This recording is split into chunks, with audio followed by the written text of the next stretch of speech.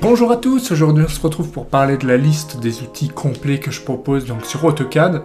Donc liste, ça va être vraiment très riche, donc restez bien jusqu'à la fin de la vidéo. On va commencer en fait par aborder les listes, etc. Donc c'est pas mal d'outils qui vont vous servir autant en ferraillage qu'en coffrage en fait. Et puis ensuite il y a tous les blocs dynamiques avec les gabarits donc, qui sont rangés dans ces deux applicatifs que je vais vous présenter. Avant ça, pensez à vous abonner à la chaîne, ça c'est important pour ne rien louper. Alors, je vais vous montrer tout de suite, on lance la capture d'écran. Enfin, je vais vous montrer ce qu'il y a à l'écran pour que vous voyez bien. Alors, ça c'est GCB, donc c'est l'environnement plutôt coffrage, où on va retrouver des... Alors là, il n'y a pas tout parce que c'est un projet volontairement sur lequel je travaille, donc j'ai pas laissé tous les niveaux, mais ça peut aller jusqu'au R+10, donc il y a vraiment de quoi faire, et puis on peut copier-coller si ça suffit pas. Donc là, j'en ai supprimé. Ce que je peux vous dire, c'est que pour le ferraillage, c'est la même chose. On retrouve un gabarit bien complet avec déjà une trame pour faire les carnets, là sous forme de A3, mais on peut passer en A4.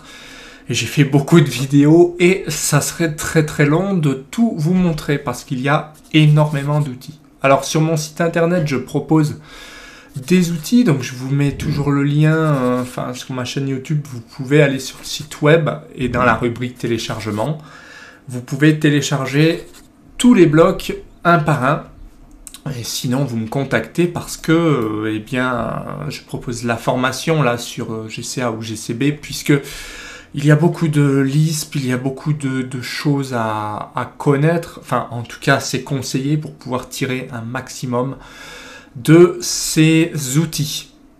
Donc, on commence par une illustration sur GCB. Donc, GCB qui vous permet donc de retrouver les outils de dessin. Mais on a dit qu'on allait s'intéresser déjà à des Lisp. Alors, des Lisp, c'est quoi? Ce sont des commandes créées, compatible sur AutoCAD, mais attention, qui ne fonctionne pas pour le coup sur un AutoCAD LT, contrairement aux blocs qui eux fonctionnent vraiment sur toutes les versions d'AutoCAD de 2009 aux versions bien après. Je pense que 2009, il n'y en a plus beaucoup qui sont dessus. Ceci dit, moi, j'étais dessus il n'y a pas si longtemps. Bon, il y a quand même quelques années, mais bon, pour vous dire que vraiment, ça n'a pas vraiment changé. Les blocs dynamiques étaient déjà vraiment très puissants sur AutoCAD 2009. Donc maintenant, qu'on soit sur AutoCAD 2022, 2021 ou 2018, franchement, il n'y a pas beaucoup de changements.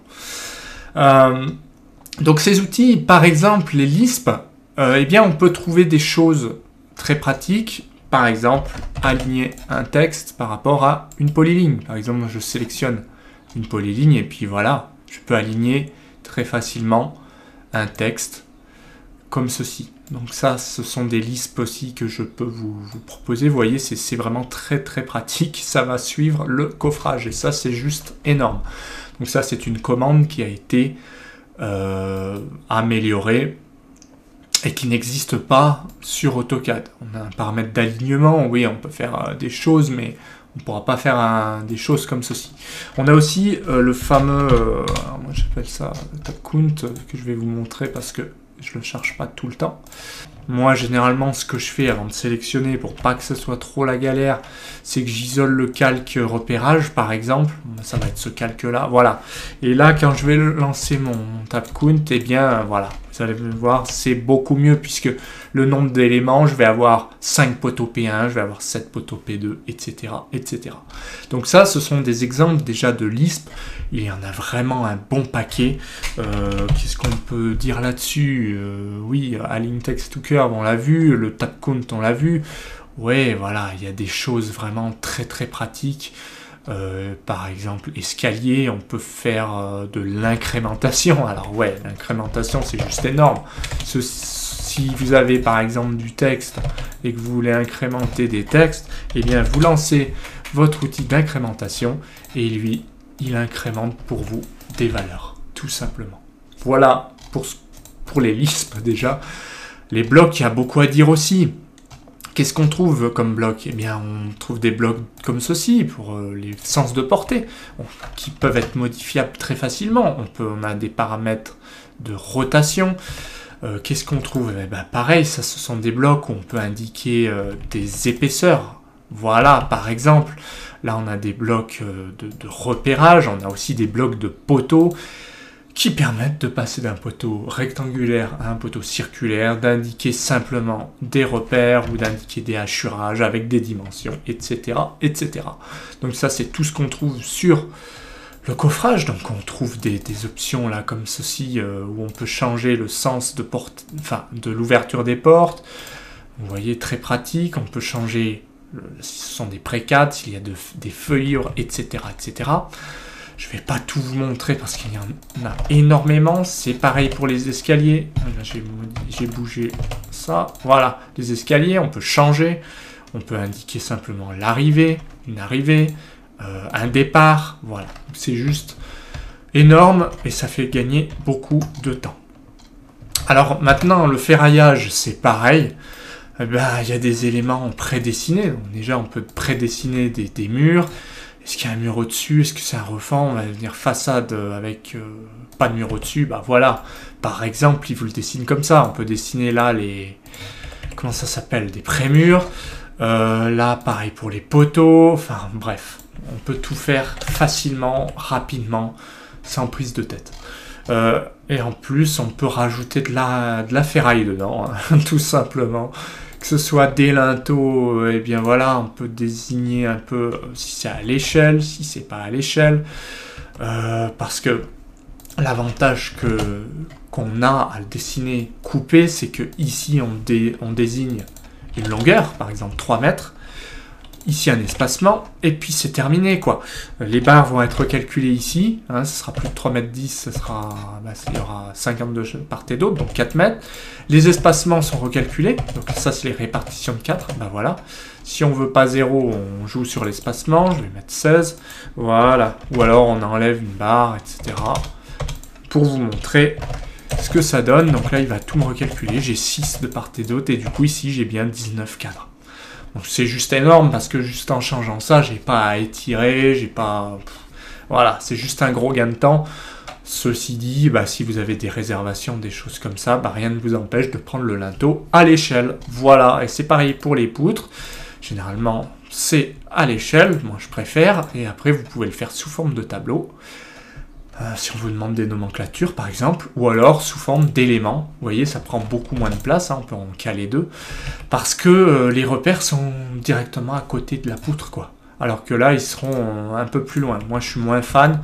Ceci dit, quand vous avez 40 repères, vous n'avez pas forcément le choix, quoi. Voilà ce qu'on peut dire sur les armatures, sur les gabarits, les outils que je propose. Si ça vous intéresse, simplement, vous me contactez ou vous téléchargez sur le site ce que certains bloquent, c'est selon. Mais en tout cas, je vous invite à me contacter parce que je propose donc la formation, les outils, et vous repartez avec un package complet, que ce soit que les armatures ou que le coffrage, mais vous avez les outils, les aides. Vous allez les retrouver ici pour GCA. Alors, GCA, vous voyez, vous avez toutes les règles d'utilisation, mais vous avez surtout élément par élément. Voilà, les TS, ça s'utilise comme ça. Les CV, on a toutes ces possibilités. C'est vraiment intuitif, mais en tout cas, là, vous avez une sorte de catalogue complet, donc vous savez utiliser, puisque vous avez tous les cas de figure, hein, on l'a vu, mur au-dessus, pas de mur au-dessus, façade, refend, sandales, le nombre de barres, les clissages des barres, ou alors si c'est des armatures filantes, ça c'est pour les CV, pareil pour les attentes, pareil pour les poteaux, les relevés, les linteaux, on l'a vu, les murs, voilà, et vous avez vraiment tous les éléments, les renforts trémies qui sont associés aux dalles, mais pas que. Donc voilà pour GCA. Et vous retrouvez la même chose.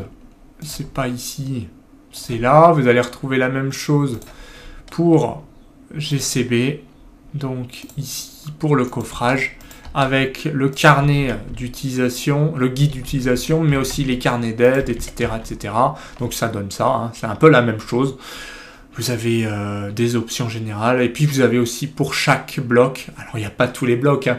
Il y en a qui sont vraiment basiques pour moi, mais ceux-là sont déjà assez complexes, donc ils sont expliqués vraiment facilement, rapidement, vous allez les utiliser et gagner beaucoup de temps. Donc l'escalier on l'a vu, donc arrivée, départ, etc. Donc c'est pas vraiment compliqué en soi, et en plus tout est expliqué pas à pas. Donc pareil pour les poteaux rectangulaires, etc. Les semelles. Donc ce qui est bien, c'est que tous les éléments sont à peu près s'utilisent de la même manière, je dirais.